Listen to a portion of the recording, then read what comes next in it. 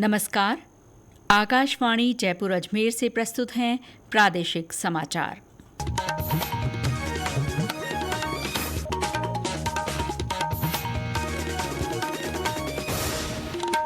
मुख्य समाचार। प्रधानमंत्री नरेंद्र मोदी ने कहा, सरकार किसानों की आय बढ़ाने और खेती पर लागत कम करने के लिए लगातार प्रयास कर रही है। उपराष्ट्रपति चुनाव के लिए निर्वाचन आयोग ने अधिसूचना जारी की। 21 अगस्त तक नामांकन दाखिल किए जा सकेंगे। मुख्यमंत्री भजनलाल शर्मा ने हर घर तिरंगा अभियान को देश के प्रति लगाव बढ़ाने के लिए जरूरी बताया। और प्रदेश में इस मॉनसून सीजन में सामान्य से 69% अधिक बारिश दर्ज हुई। समाचारों के साथ मैं शीला चावला और अब समाचार विस्तार से। प्रधानमंत्री नरेंद्र मोदी ने कहा है कि सरकार किसानों की आय बढ़ाने और खेती पर लागत कम करने के लिए लगातार प्रयास कर रही है। आज नई दिल्ली में MS स्वामीनाथन शताब्दी अंतर्राष्ट्रीय सम्मेलन को संबोधित करते हुए श्री मोदी ने कहा कि देश की प्रगति का आधार किसानों की शक्ति है। उन्होंने कहा कि डॉक्टर स्वामीनाथन ने भारत को खाद्य उत्पादन में आत्मनिर्भर बनाने के आंदोलन का नेतृत्व किया और जैव विविधता से आगे बढ़कर जैव खुशी की दूरदर्शी अवधारणा दी। श्री मोदी ने कहा कि PM किसान सम्मान निधि ने प्रत्यक्ष वित्तीय सहायता के माध्यम से छोटे किसानों को सशक्त किया है। वहीं प्रधानमंत्री फसल बीमा योजना से किसानों को खेती से जुड़े जोखिमों से सुरक्षा मिली है। PM किसान सम्मान निधि से मिलने वाली सीधी सहायता ने छोटे किसानों को आत्मबल दिया है। PM फसल बीमा योजना ने किसानों को जोखिम से सुरक्षा दी है। 10,000 FPOs के निर्माण ने छोटे किसानों की संगठित शक्ति बढ़ाई है। कोऑपरेटिव्स और सेल्फ हेल्प ग्रुप्स को आर्थिक मदद ने ग्रामीण अर्थव्यवस्था को नई गति दी है। 11वां राष्ट्रीय हथकरघा दिवस आज मनाया जा रहा है। भारत की समृद्ध हथकरघा विरासत को संरक्षित करने के लिए ये दिन मनाया जाता है। प्रधानमंत्री नरेंद्र मोदी ने इस अवसर पर देशवासियों को शुभकामनाएं दी हैं। सोशल मीडिया पोस्ट में श्री मोदी ने कहा कि ये दिन भारत की समृद्ध बुनाई परंपराओं का उत्सव मनाने का है, जो नागरिकों की रचनात्मकता को प्रदर्शित करती हैं। राष्ट्रीय हथकरघा दिवस पर वस्त्र मंत्रालय की ओर से नई दिल्ली के भारत मंडपम में कार्यक्रम आयोजित किया गया। इसमें केंद्रीय वस्त्र मंत्री गिरिराज सिंह ने हथकरघा उत्पादों को विश्व स्तर पर लोकप्रिय बनाने का आह्वान किया। श्री सिंह ने कहा कि वर्तमान में दुनिया भर में गुणवत्तापूर्ण वस्त्रों की मांग है और भारतीय हथकरघा उद्योग इस आवश्यकता को पूरा कर रहा है। अब रेमी फाइबर भी भारत में उपजाना शुरू किया है और लीलन भी अब भारत में उपजाना शुरू कर दिया है। कॉटन तो होता ही है। हम चाहते हैं कि हैंडलूम में अब टेक्नोलॉजी साथ करे। केंद्रीय मंत्री ने संत कबीर हथकरघा पुरस्कार और राष्ट्रीय हथकरघा पुरस्कार भी प्रदान किए। इधर राज्य में भी हथकरघा दिवस पर विभिन्न आयोजन हुए।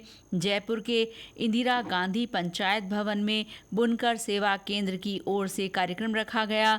इसमें बुनकरों और हथकरघा क्षेत्र से जुड़े अन्य लोगों ने भाग लिया। इस अवसर पर हस्त निर्मित कपड़ों का फैशन शो भी हुआ। सवाई माधोपुर में केंद्रीय संचार ब्यूरो के क्षेत्रीय कार्यालय की ओर से युवाओं को केंद्र सरकार की कल्याणकारी योजनाओं की जानकारी दी गई।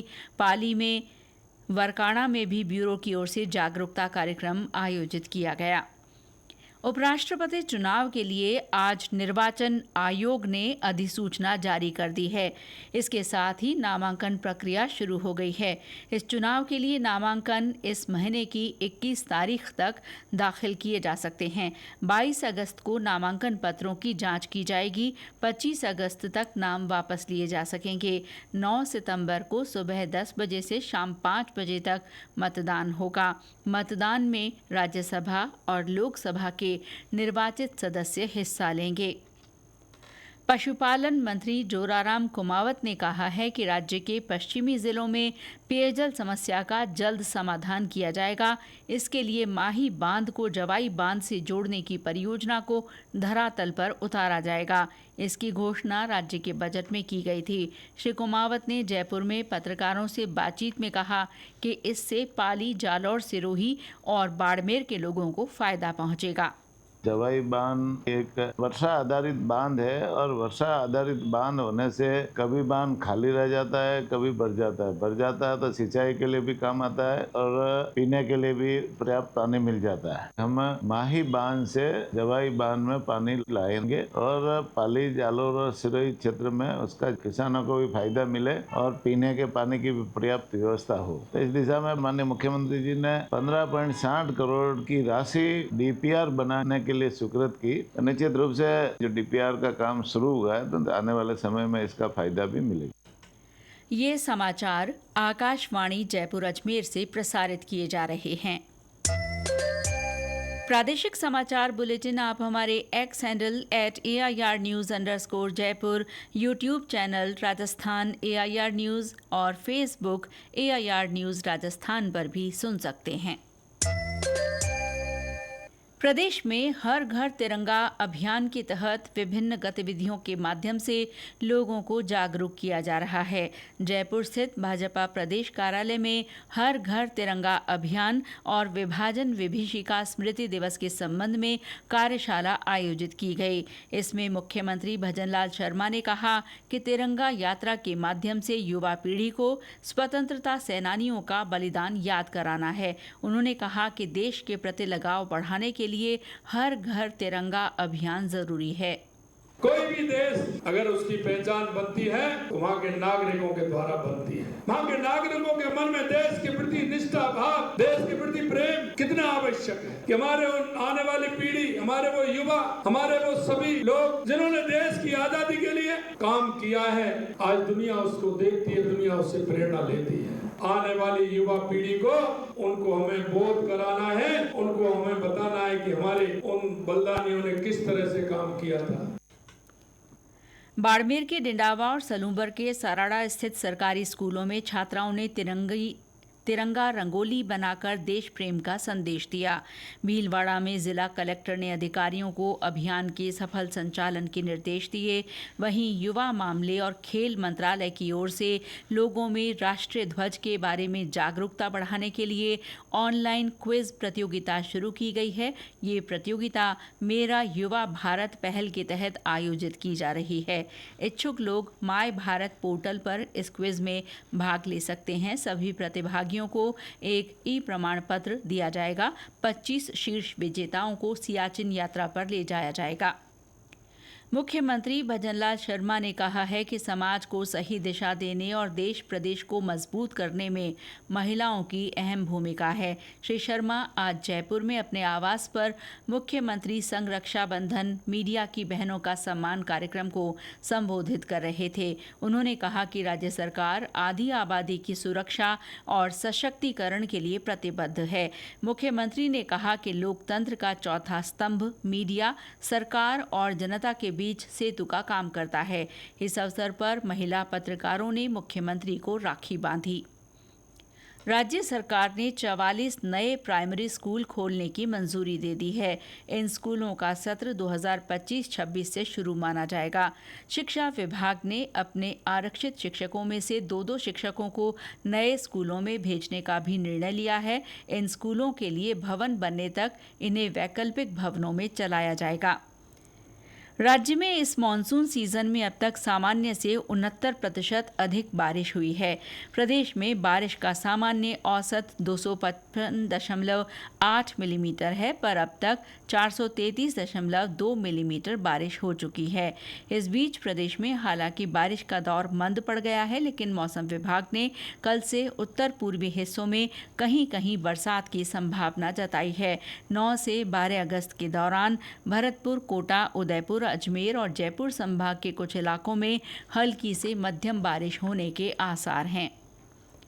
अति पिछड़ा वर्ग और गुर्जर समाज की विभिन्न मांगों पर चर्चा के लिए आज जयपुर में मंत्रियों की उच्च स्तरीय समिति की तीसरी बैठक आयोजित की गई। शासन सचिवालय में हुई बैठक में गुर्जर आरक्षण समिति द्वारा सुझाए गए विभिन्न बिंदुओं पर चर्चा के बाद कई महत्वपूर्ण फैसले लिए गए।